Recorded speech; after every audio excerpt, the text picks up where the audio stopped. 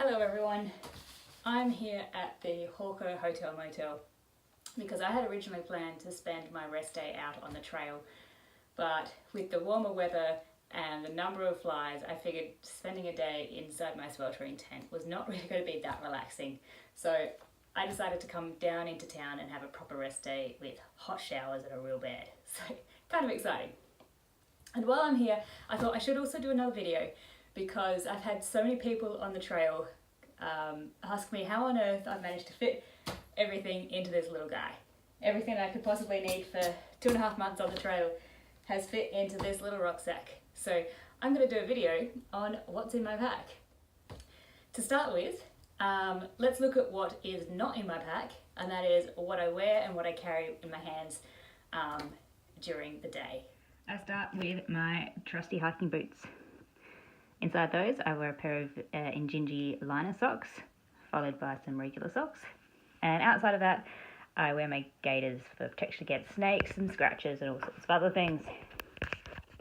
Moving up, I have my hiking pants and of course underwear, followed by a hiking shirt, bra, sun gloves, a silk scarf I usually start the day with. Sometimes if it gets too hot it comes off, but it's quite useful to have around. My iPod, my knife, and of course my hiking poles. Finally, sunglasses, hat with fly net. Absolutely essential out here. Okay, so that's what I'm wearing and what I'm carrying. Now let's look at the pack. But before I get to what's inside the pack, let's have a look at what's on the outside of the pack. So quite obviously, to start with, I've now got this big sleeping mat strapped to the outside of my rucksack. It's quite big, but it is indestructible, and that's why I have got this one, because you may have heard in my previous videos that I did have a older inflatable sleeping mat, and unfortunately, I think just simply due to old age, it started to fail at some of the welds in the mat and was going down during the night. So I had a few attempts at patching it, which held for a short amount of time, but not for the long term. So I ended up getting a new one sent out to me, and I got the Thermarest close cell foam mat. It does pack down rather beautifully because of the sort of egg carton design.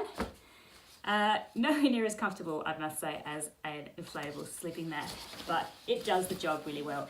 And having it strapped to the outside of my pack like this does mean that when I stop during the day for a bit of a rest, I can just flick it out, whack it down on the ground like this, and have a very comfortable place to sit or to have a bit of a nap on the trail. So, like I said, absolutely indestructible. You can do anything to this thing and it will still do the job. So it's working out quite well. Also on the front of my pack, I have just a little orange flag which I have designed up with my name.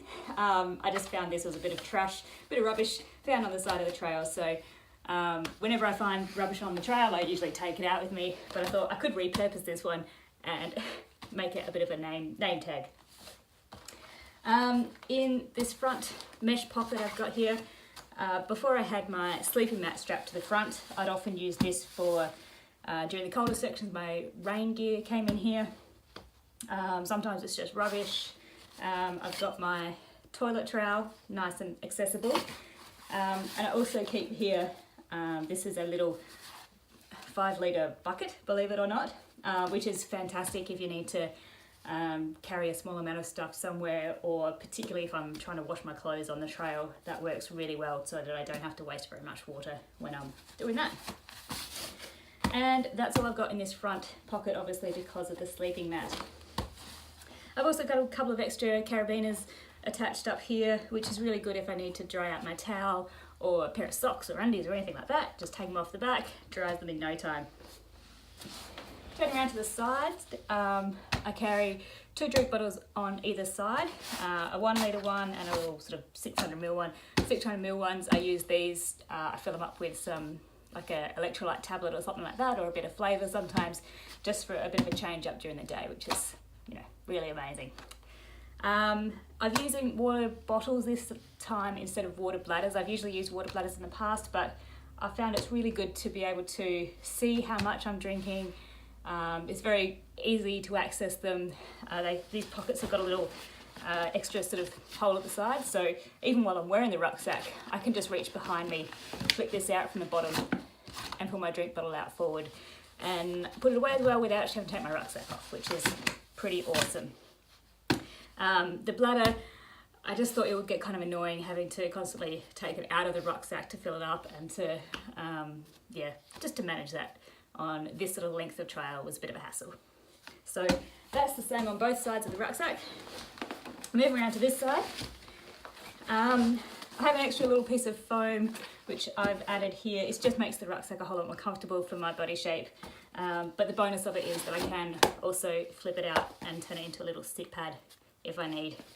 Not so much of a worry now that I've got my big foam sleeping pad, but it is still quite useful sometimes. Also great as a windshield for my stove. Up the top once again, another couple of carabiners. These ones are absolutely brilliant during the day. If I need to take my gloves off to put sunscreen on or something like that, I'll just clip them onto here. If it gets a bit warm and I take my buff off, I just clip that one onto there as well, so that, you know, it's a really easy place to put things. On my left hand shoulder strap, it's got a little pouch here. I keep a snake bite bandage. Snake bites are probably one of the greatest risks for me because I'm traveling solo. So most important thing is to get that compressed as quickly as possible without moving yourself around very much and using a lot of that muscle movement, because that's what sends the toxins through your body. So having that accessible is really important. And then on the other side, also for emergencies, I have my emergency beacon. So worst case scenario, if I don't have phone access or anything like that, that's there to call for aid. I've also just got here a little trinket from my friend Trinket, just a little ukulele pin, which I thought was just lovely as a small gift before I left. In the front, I've got 2 hip pockets on this bag. They're very important because the left one holds the sweet snacks and the right one holds the savoury snacks. And then with my lunch in my bum bag, I'm all set for a day. Important things. And that, I think, is basically everything that goes on the outside of my pack. All right, now let's have a look at what's actually inside the pack, finally. Now, my pack at the moment, as it stands, is pretty much at the fullest it's ever going to be. Coming up for my next section, it's one of the longest sections of the trail, so I have a complete 7 to 8 days worth of food packed into here as well. And that, the food and the water probably equates to at least half of the weight of my rucksack right now. So let's have a look.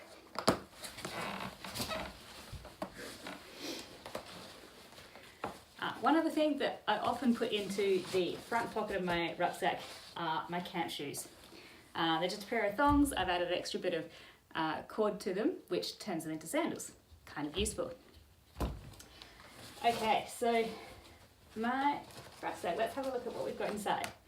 To start with, I've got my milk powder. That one I just keep separately because when I have it in with my food bag, it gets a funny shape and it's kind of hard to pack. Rain jacket. Keep this up the top because I quite often wear it at the start of the day for a little bit of warmth. Actually, I have just sent home this week my rain pants. I've got 1 week left on the trail and it looks like it's going to be a scorcher out there. So I just thought I can send my rain pants home now, but I have been carrying those, which are about the same size for the entire trip. Also, just up near the top, I have my water filter and my dirty water bag. So what I do when I get to any tank is I'll fill up this 2 litre bag, add my water filter to the top of it, and then filter it into my drink bottles. So my drink bottles only ever have clean water in them.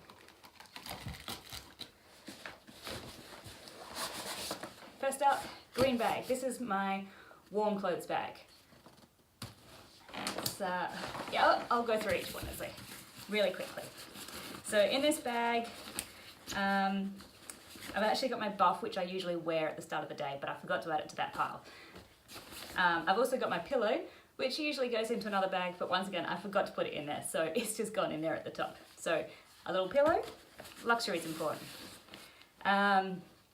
my woolen shirt. Once again, sometimes I use this as a jumper at the start of the day, which is why it goes into this warm clothes bag at the top. Pair of woolen gloves and my down jacket. So this stays up the top because if I ever do get into camp or I stop for lunch somewhere and there's a bit of a cool breeze or something, I chuck this on straight away to make sure I retain the warmth that I got so I don't waste energy sort of getting myself cold and then having to warm back up again after I get moving. Finally, in this bag, I keep a little SOL emergency bivvy. Now, this is actually a really cool thing. It's part of my emergency kit, so anything goes wrong, I can just grab this out, wrap it around me, and stay warm during the night. But the other great thing about it is that I can use it as an extra barrier if the temperatures drop really, really cold overnight. So if it gets down to 0 or below, that's when I start to get cold in my sleeping bag. So if I know that it's going to be a frosty night or it's going to be below 0, what I'll do is I'll put this is basically a sleeping bag style thing inside my sleeping bag, but outside of my sleeping bag liner. So the sleeping bag liner still helps to make things more comfortable. This keeps things super warm. Generally, I can only get it up to about my waist because it gets too hot because it's that sort of reflective material. However, it doesn't breathe at all, which makes it a little bit uncomfortable to sleep in because any moisture, condensation, that sort of stuff stays totally inside the bag. And that's why it goes inside my sleeping bag, because I don't want my sleeping bag to be absorbing all of that moisture. So it's only about 100 grams, I think, or something like that, but absolutely worth its weight in gold. And that's everything in the green bag. Next up is this big bag, which is a really heavy one, and that's because it's got all my dinners, breakfasts, and a few other things like extra chocolate biscuits and important things like that. So that one is dinner and breakfast. Next one is pink bag. This one has got lunch foods. So in here is basically 7 days worth of lunch.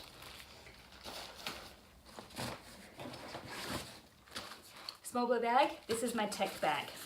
So my tech bag basically has anything that requires power, pretty much. So I have my head torch. I have a bag which has all my cables in it. So I've got about 4 different cables: my phone, my iPod, my watch, and just a micro USB, which does the head torch, my e-reader for reading books, and my battery pack. So this is a 10,000 milliamp battery backup thing, which I think I could probably, if I was cautious, I could probably do 2 to 3 weeks off of this thing. It's quite amazing. And finally, my journal I keep in that bag as well. So I've been writing a journal every day of the trail, just keeping notes of what the trail's been like and how I'm feeling and that sort of stuff. So that goes in that bag as well.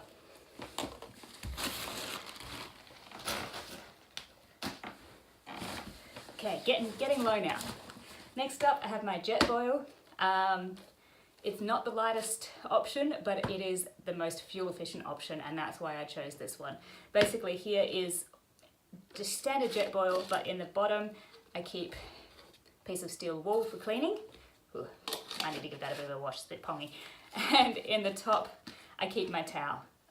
Mostly I use it for cleaning my jet boil anyway, but it gets stored in there as well, which means that it doesn't rattle around, which is nice. Everything else, standard. Also, my fuel fits into the container as well. So, nice compact little unit.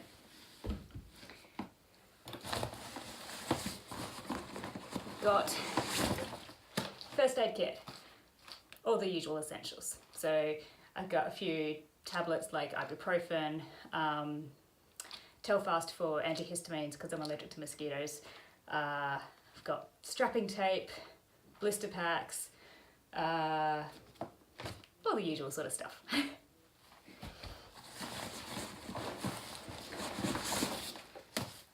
This is my tent. It's a tarp tent Moment DW. I absolutely love this thing. It requires 2 pegs for, that's it. I do carry an extra couple of pegs and tie downs for extreme weather, but I think, to be honest, even in the worst weather, I could have gotten away with just the 2 pegs, but it's that peace of mind factor. I've also got it wrapped up in a ground sheet, which is not really necessary. A lot of people say bringing a ground sheet's kind of pointless, but I found it really useful, particularly when I was staying in a hut, that I would just put my ground sheet down before I put my air mattress down, just to give it a bit more protection from splinters or anything else that might puncture it. Obviously, still had problems, but I found it's also a really nice way to wrap up my tent instead of bringing a tent bag. That tent as well is under 1 kilo, so brilliant. Here I have my ukulele, because what's a trip without some ridiculous item that you need to bring with you? So I've got my ukulele. This is actually the tent bag, which I worked out was a perfect size for my ukulele, so that's what that ended up getting used for. Ukulele and a tuner, because with the extreme temperatures, this has been going in and out of tune like crazy. Oh. I think finally down to my last bag, which is the big one. So this bag, basically it's my nighttime bag. So the reason it's right down the bottom is there's nothing in here that I'm going to need during the daytime. So handle this one. First up is my sleeping bag.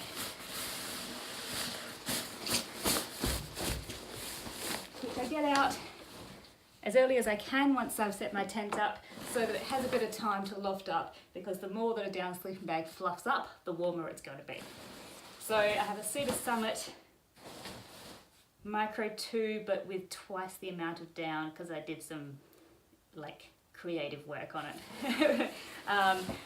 It has a tiny little pocket up in the at the top, and in here I keep a set of earplugs and a nice lip balm, which I use most nights just to, you know, keep the face nice.